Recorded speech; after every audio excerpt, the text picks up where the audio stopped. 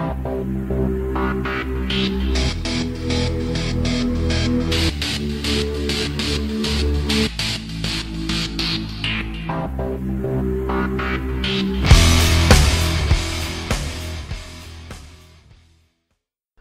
la gang, bienvenue à Radio B52. We are back! Night Train au micro. Et oui, après quelques mois d'absence, nécessité par des raisons ou des motifs professionnels, on est en business. On est le crew, on est bien content d'être de retour, gang. J'espère que vous allez tous passer en humour, gang, de recommencer à nous écouter. On va être à toutes les semaines, on va faire des podcasts.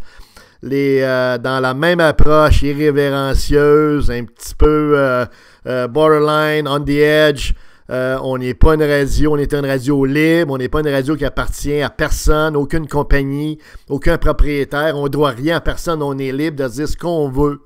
Et c'est ça la beauté et la richesse de Radio B52. C'est pourquoi vous écoutez Radio B52. On a reçu beaucoup de feedback de gens qui se demandaient pourquoi on faisait plus de balado et qu'on publiait plus. C'est ça la raison que je vous ai dit tout à l'heure. C'est bien en dehors de notre vouloir. Mais maintenant, on prend ça, comprenez-vous. Et l'avion lève, comprenez-vous. C'est parti. On part ça. Notre premier sujet, on ne sera pas très très long. Évidemment, notre premier sujet, ça va être sur le COVID, sur ce qui se passe à ce niveau-là, au niveau mondial, ici au Québec. Et puis, on va avoir un petit mot ici également sur l'élection, le résultat des élections américaines. On va faire ça short and sweet pour le premier. Et il faut se remettre un petit peu dans le tuning de tout ça. OK? Alors, on est bien content de revenu. Le COVID, écoutez, il y a tellement d'informations sur le COVID, on ne reprendra pas tout ce qui se dit, tout ce qui s'écrit, parce que il y a de l'information un petit peu partout dans tous les médias sociaux, dans tous les médias traditionnels, télévision, radio et tout ça. Et vous en avez pour tous les goûts au niveau des opinions et tout ça. Nous, on va juste revenir sur une couple de choses qu'on trouve importantes, qui ont été dites, oui, mais on trouve important de le redire parce que c'est quelque chose de fondamental.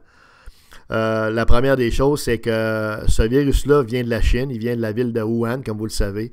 Ce virus-là a été causé par les Chinois. Est-ce que c'est volontaire ou involontaire? Ben là, écoutez, dépendant si vous êtes complotiste ou pas complotiste, vous allez avoir une opinion, mais qu'importe, ce virus-là a explosé dû à des manipulations biologiques, des manipulations de laboratoire qui ont été faites en Chine de façon manifestement imprudente, irresponsable et, dirions-nous, plus que ça, criminelle. Parce que quand vous infectez par vos manipulations dans un laboratoire 4 personnes qui sont dans le laboratoire avec vous, ça c'est une chose. C'est désolant parce qu'il y a 4 personnes qui sont infectées à cause de vous. Si vous n'infectez, je ne sais pas, vous êtes dans un petit village, vous infectez 32 personnes, 40 personnes, c'est également désolant parce que c'est un plus grand nombre de personnes, puis c'est à cause de vous que les gens sont infectés, puis ont des bobos et des problèmes à régler au niveau de la santé. Mais quand vos gestes irresponsables infectent la boule au complet, la Terre, le monde, the world, hein? Comme l'ont fait les Chinois, là. Que ce soit involontaire ou volontaire. C'est sûr que c'est encore pire si c'est volontaire. Nous, on ne pense pas que c'est volontaire. Mais même si c'est bien involontaire, il reste néanmoins que c'est pas mal plus qu'irresponsable.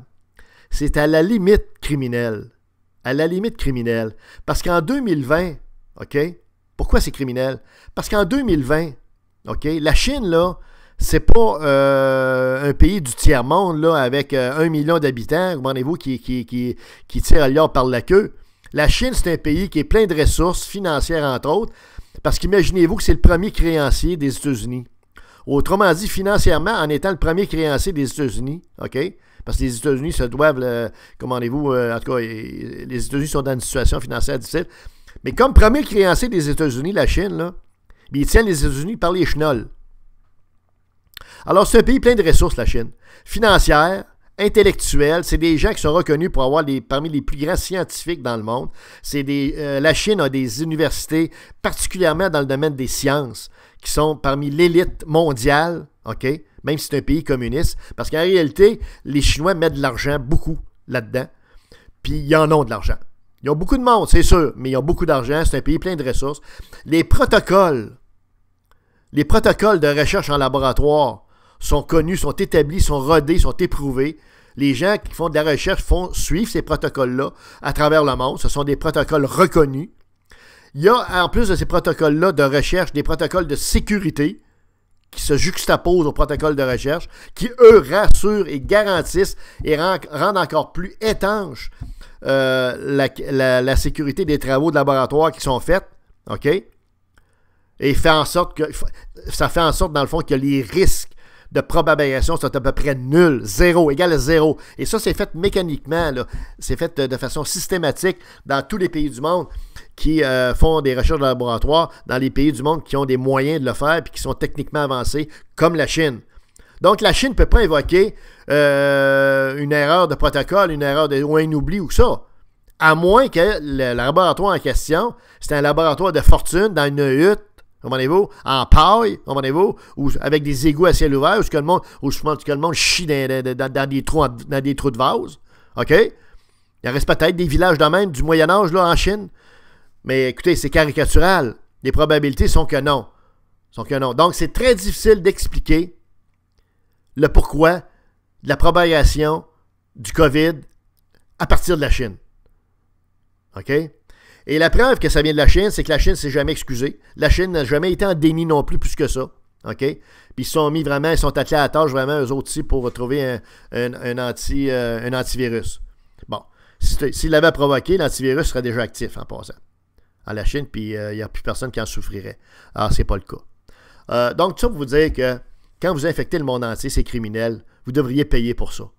Et en quelque part, nous, on trouve que les pays occidentaux, le Canada, les États-Unis, l'Angleterre, la France, tout ce que vous voulez, ne font pas payer à la Chine. Je dirais les conséquences du geste irresponsable qu'ils ont provoqué. Parce que la Chine est en train...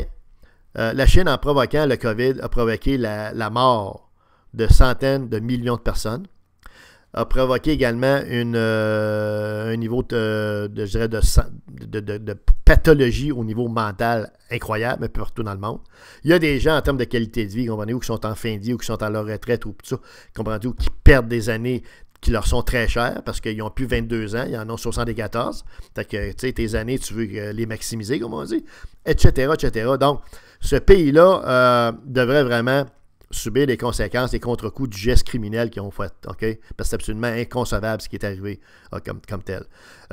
Les États-Unis, vous avez remarqué, dans le fond, n'ont pas plus répliqué que ça à la Chine. Pourquoi? Parce que je vous l'ai dit d'entrée de jeu, les États-Unis ont besoin du financement de la Chine. C'est le premier créancier. C'est la première banque qui passe de l'argent aux États-Unis, les Chinois, croyez-le ou non.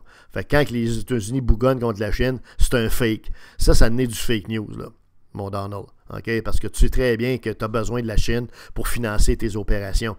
Alors, voilà, tu sais, moi je trouve qu'on manque de solidarité au niveau des pays occidentaux pour être capable de répliquer puis de faire en sorte que la Chine subisse des conséquences du geste criminel qu'ils ont posé en propageant le COVID, le virus, à travers le monde. T'sais.